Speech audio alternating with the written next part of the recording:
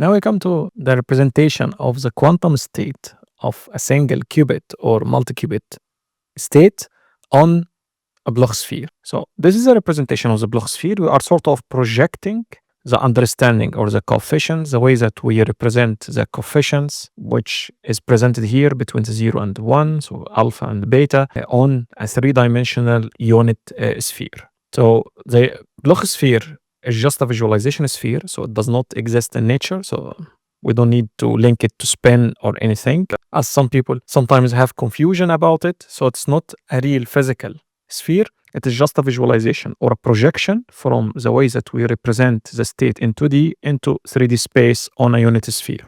So in that sense, our alpha here, this coefficient, is represented as cosine of theta over 2, and the beta is represented as e to power I phi sine theta over 2.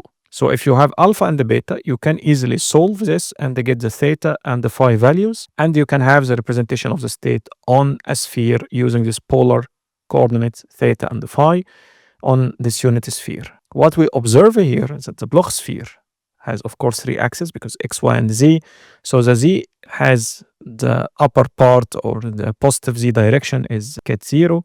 The negative z direction represents ket 1. The x and the y represents also the superposition. So for example, the x represents the Hadamard basis and the y represents the left and right basis.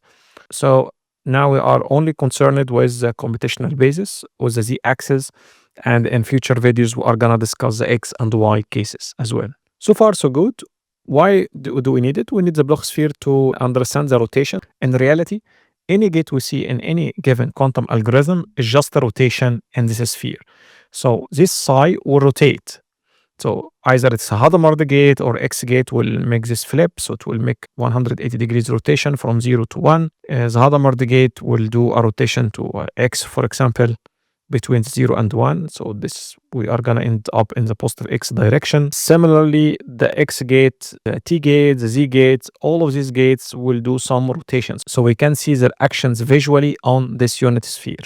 As an example, if you act with the X gate, you can flip it, so you can have the 1, you can have the superposition on the X. If you imagine this is the X, then this is action of the Hadamard on the ket 0, the action of the Hadamard on ket 1. You can also trace the entanglement and the many things from just looking at the Bloch sphere. So it's a very powerful visualization and analysis tool in quantum computing, quantum physics, quantum control, and the quantum sensing as well.